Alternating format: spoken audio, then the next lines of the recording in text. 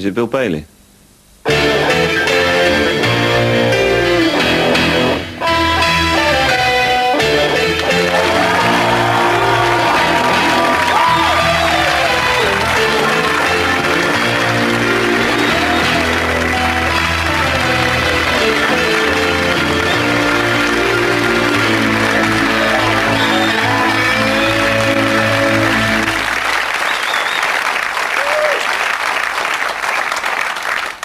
Thank you. Good evening. My name's Bill Bailey. Have you got a problem with that? No. Hey! Right, ready for a sing-song? Yeah, you're really ready, aren't you? Well, what we'll do, we'll start with a little sing-song, right? Just to warm yourselves up. You all know this one. Don't worry, you know the words. OK? Here we go, then. All right? Here we go.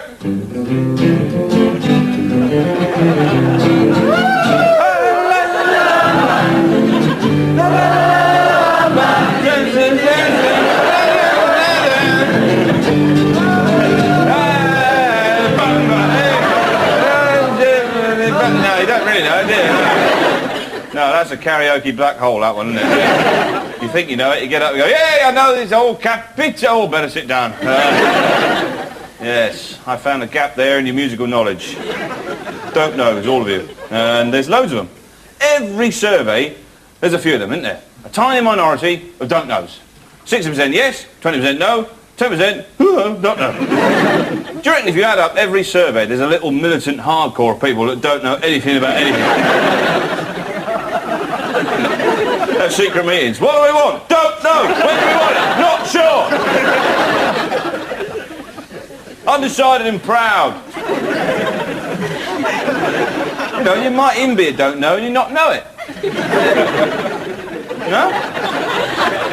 You might be walking along the street and somebody asks you to take part in a survey and they come up with a clipboard and they say something like, do you believe in electoral reform? And you might say, well, yes, I do. I believe that proportional representation is an altogether fairer system than the first past the post, in that it more accurately reflects the views of the electorate. And they might think, oh, you know your own mind, don't you? One last question. Do you prefer chocolate bourbons or custard cream? Hold on a minute. Custard cream... what was the first one? Custard... They're quite on. Oh, I don't know. Oh, I don't know! It might creep up on you like that. Mind you, that I don't have that problem, because if there's some guy with a clipboard in the street doing a survey and he sees me coming towards him, he just says, no, it's all right, mate. No. It's all right, you know, because he's looking at me like, this bloke's opinions are really going to muck up my pie chart. Good afternoon. Madam, good afternoon. Sir, did you know that... excuse me, sir. Can I ask you something? Yeah, all right. How many blue druids do you know? Nipper, Big Steve, Marjorie and Alan Lyndhurst, the Hog, and Neil from the Hand and Flowers, so that's 6. No, it's a new lager, Blue Druid. It's cold filtered through an old cloak. Right. It's a bit of a turn-up. You know, when I took this job, I thought it'd be a lot easier.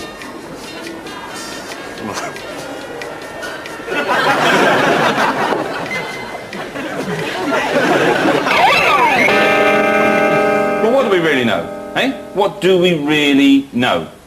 And where are we going? And when we get there, will there be facilities? We used to look to philosophers for these answers, but now everyone's got their own opinions, even the don't knows.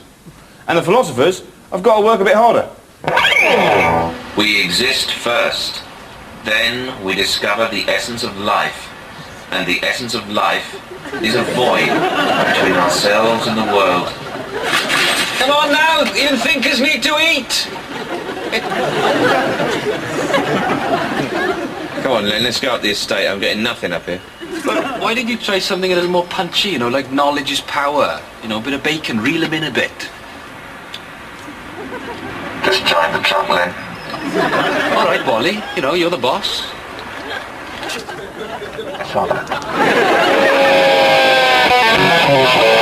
You see, these days, anyone can be a philosopher, I think. Yeah. Anyone that thinks about something to a certain degree and arrives at a useful conclusion can be called a philosopher. For example, a woman wrote into Woman's Own, right, which is a cracking read, and, brilliant, all the knitting, recipes, oh, brilliant. And she wrote in to suggest that a good way to clean your cheese graters, right, was to hold them out the windows and go up the car wash, like that. Now, it works as well. Now, the thing is, that's not up there with Cartesian dualism, is it? But it's a lot handier on a day-to-day basis. I mean, you compare that, say, with Wittgenstein's theory of solipsism, I mean, that is totally useless. And that's a belter as well. According to that, only I exist. Everything else exists purely in my imagination. I go out the room, you cease to exist. You go out the room, I cease to exist. Now, in reality, he meant it metaphorically, but hypothetically, let's take him literally.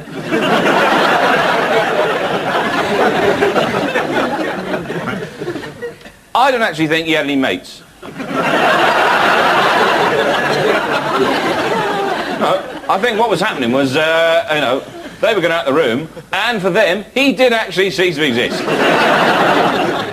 They're thinking, let's go down the pub, this bloke's a nutter. But let's give it a practical application, all right? Let's try it in joke form. 3 solipsists go into a pub, all right? One of them nips out with some fags, the pub disappears. That's a cheap night, isn't it? No, what? But how much of you has to go out of the room to qualify for non-existential status, you know? If you bent down to do your shoelaces up like that and your arse went out the door,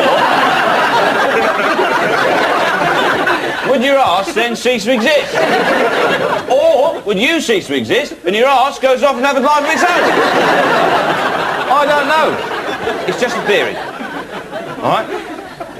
But I've got my own theory based partly upon that. And that is the quasi-solipsistic post-senilis billetomania. And that is, when you go out the room, old people start dancing.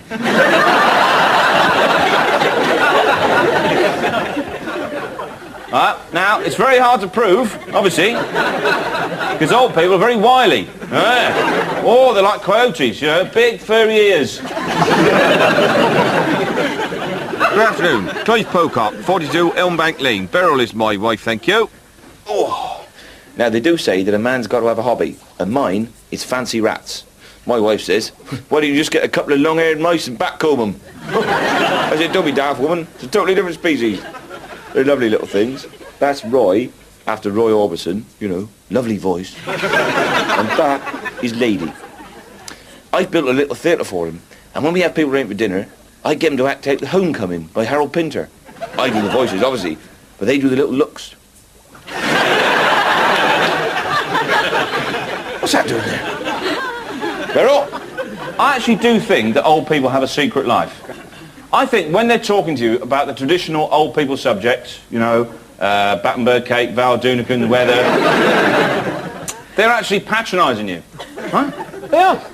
They don't want to be talking about that. They sit there going, oh yeah, nippy, innit? Ooh, nippy, Battenberg cake. And all the time they're thinking, oh my God, I could be at the Bunwell retrospective of the ICA.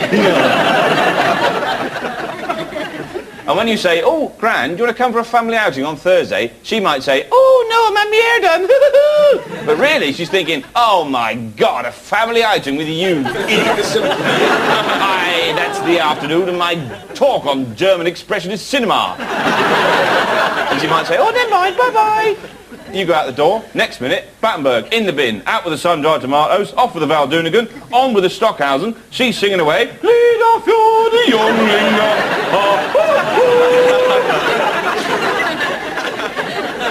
You come back in, Gran, you're singing in German. Am I? Oh, I'm gaga.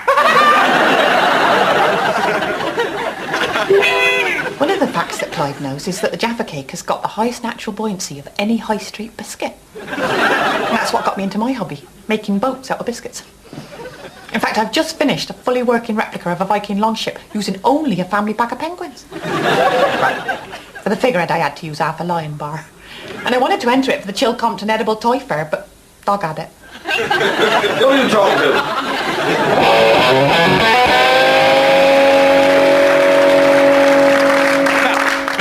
Another one of my theories is that Cockney music has influenced the world's greatest classical composers. Now, this is true. Over the years, the great classical composers have borrowed heavily from the Cockney canon and woven it into their works. Beethoven, Mozart have all used this much maligned yet misunderstood genre. And tonight, I'd like to set the record straight. Before I do that, I have to explain to you the basic precepts of Cockney music. Now, you've got your basic Cockney intro. Oh! Right. Now, this prefixes all known Cockney music throughout the world. There's a slightly longer version. I call it the pie and mash intro. Right? That goes like this.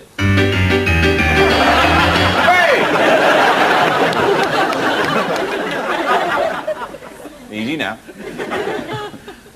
Now, there's a couple of rare ones. There's the Have a Banana. This is quite rare. That's very simple. That's just this. Have a banana.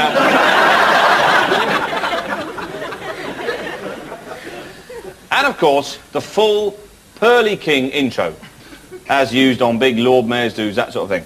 And that is rather more ostentatious. That is like this.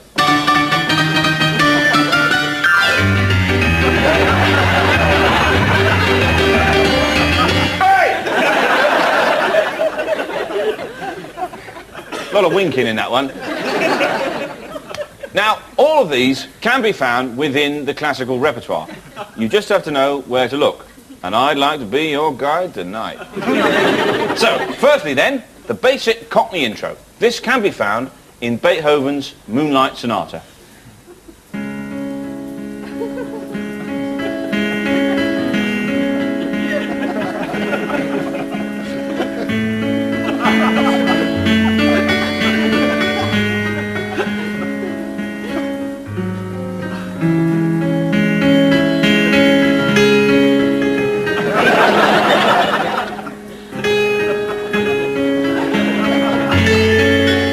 Wait for it.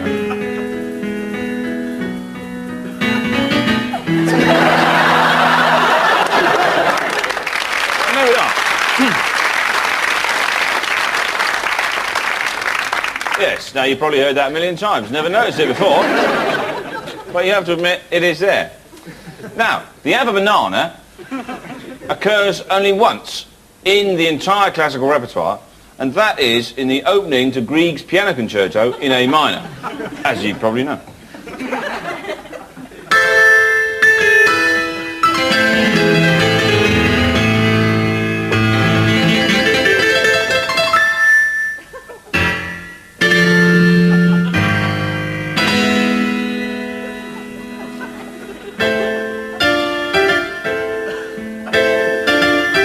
Have a banana.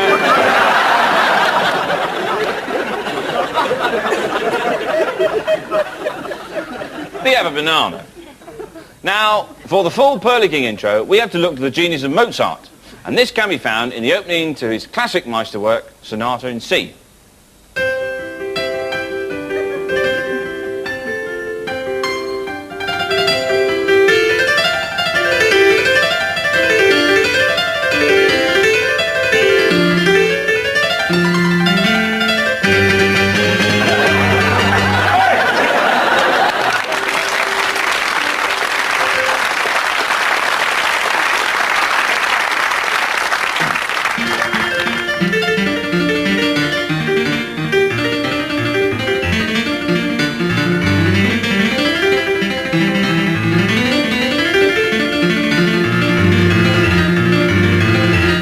Excerpt there from Bach's Prelude number 21 in B flat. No Cockney influence there, I hear you say.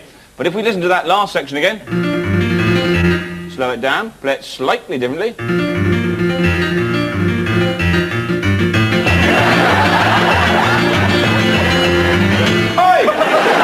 In fact, Cockney intro, first inversion.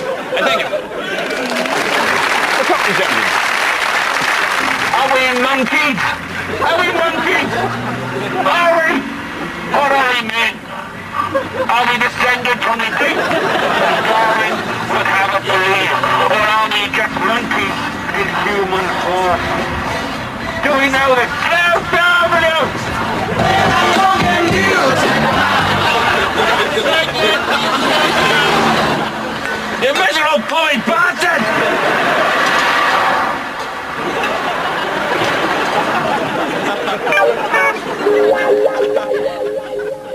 as piano films go, we've had Shine, and we've had The Piano, in which, of course, the piano features largely to the fore. What I think we need, though, we need some action piano films. You know, like this. A man with no identity. A government secret locked inside an old heirloom. Nobody thought that you'd be able to do that with an instrument like that. Arnold Schwarzenegger is the piano tuner. And the semitone out!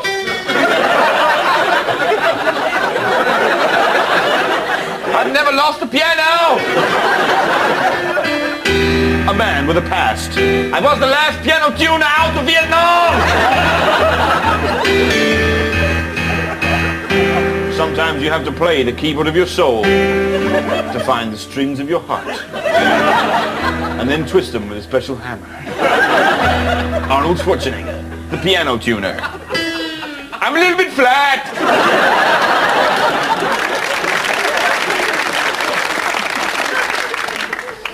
The thing is, I actually went up for the audition for the part of David Helfgott in Shine. You know, and they said, could you try and play a couple of pieces and try and bring something of yourself to the part? So I said, all right, I'll give it a go. The first one was the scene where he plays the Flight of the Bumblebee. So I said, all right, I'll give it a go.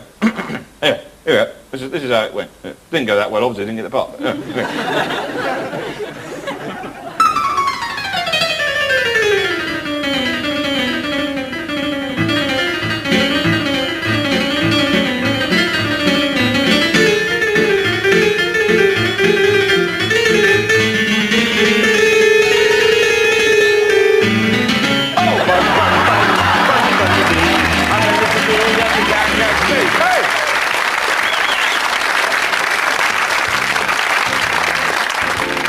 Gary Dimchurch does it himself. Yeah, I've been doing this place out for a while now, and you tend to get quite caught up in it. I find it very helpful to set all my tools up in the kitchen in case I need to make something to eat. For example, a ham roll. You get your roll, stick it in the vice there, and then what you want to do, cut up the middle with a jigsaw. Nice clean cut. See, look at that, straight as the A1. You release it from the vice, keep the crust away for safety. Open it up, offer up the ham, like that. Down comes the lid, bang! But look, oh dear, the ham is proud of the roll. No problem, back in the vice, crust away for safety obviously. Give it a couple of extra turns for luck. Get the sander, there we go. And we sand off the excess ham.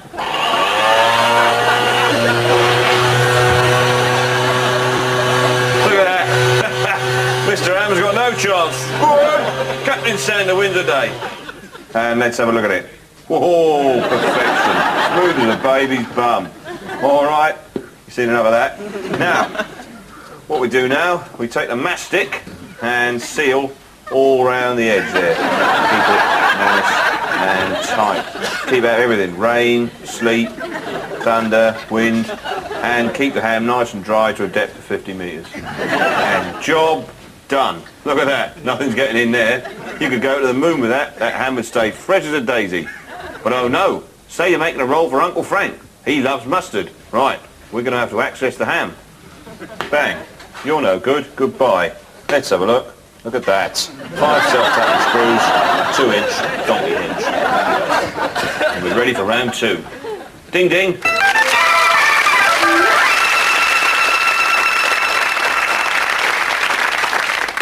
The other day, I broke my broom. But luckily, I bought it on one of those cover plan schemes, so the company provided me with a rental broom while mine was being fixed. But the one they provided me with was a much lighter model than the one I use. I normally use quite a heavy one. This is very light. I started sweeping, whoa, like that. I swept right out into the street and straight into the path of an oncoming steamroller. That's unlucky, isn't it?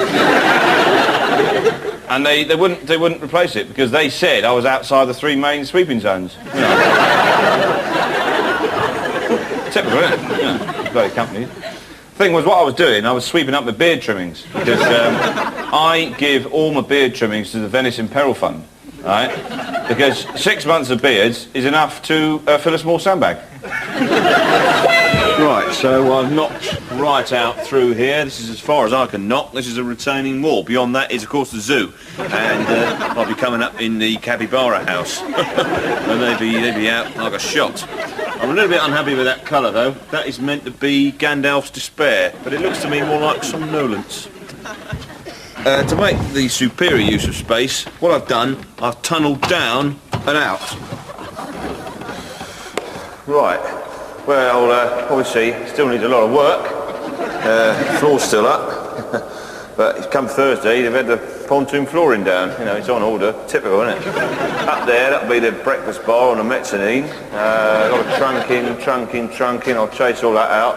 I want to tile all this when I get the grout. That'll be from topaz.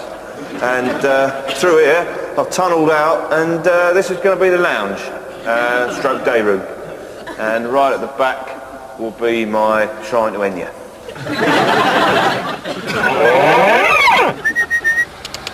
Go on, get up. That's it. Go on, good. Get up. Go on. Get it. Go on. Change him.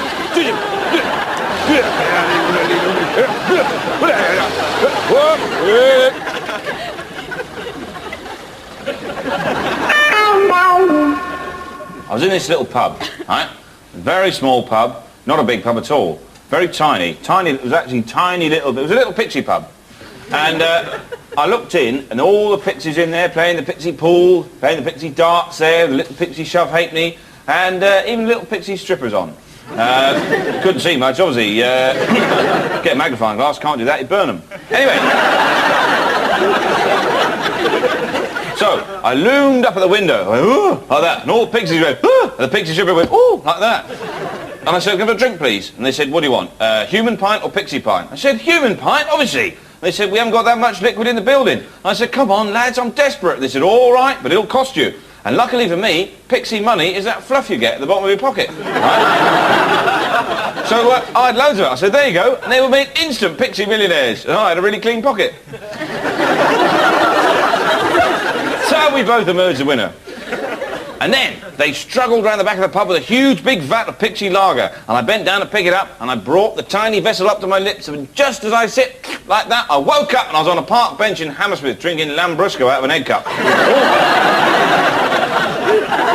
Oh, I tell you, that was a good night. Boy. I was sitting on this bench, and this tramp turned to me, and he said, "Excuse me, mate, have you got 20 pence for a four-wheel drive?" And being a bloke, I said, "Which one are you getting?" And he said, "I'm torn between a Toyota Land Eater Super Thunder Commander, which is let down by tacky interior styling but has a rugged design. Either that or the Nissan Super Jungle Patrol Meister Thunder Captain. I don't know, maybe the Hyundai Super Complete Control Thunder Killer Bomber. Or maybe I'll go for the upstart pretender to the off-road throne, the Daewoo Super Land Grabbing Cochise Comanche Diving Captain four-wheel drive turbo." And I said, "Well, it's your money."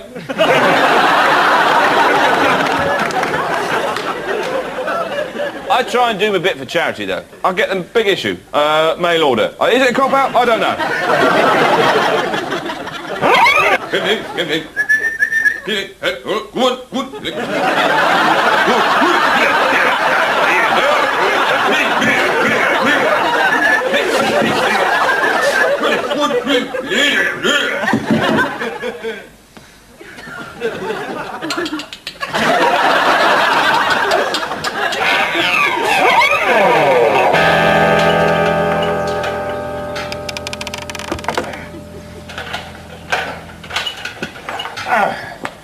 Right, I'm going to concrete over all of there. All that's going to be hard standing. That way, you don't get any hassle bees and insects. I'll rip all that out, shelve in.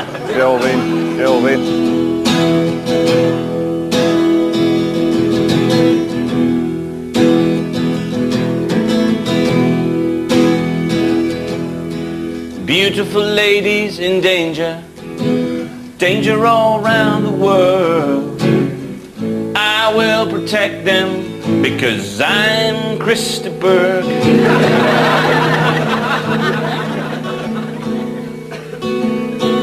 Beautiful ladies in risky situations.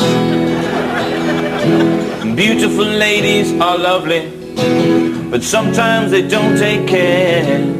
They're too busy with their makeup or combing their lovely hair to take basic safety precautions. But I will protect them. I will save the pretty ones with their smiles and their sparkling eyes. But let the ugly ones die. I have no place for them in my new world order. I won't waste my seed on hideous trolls.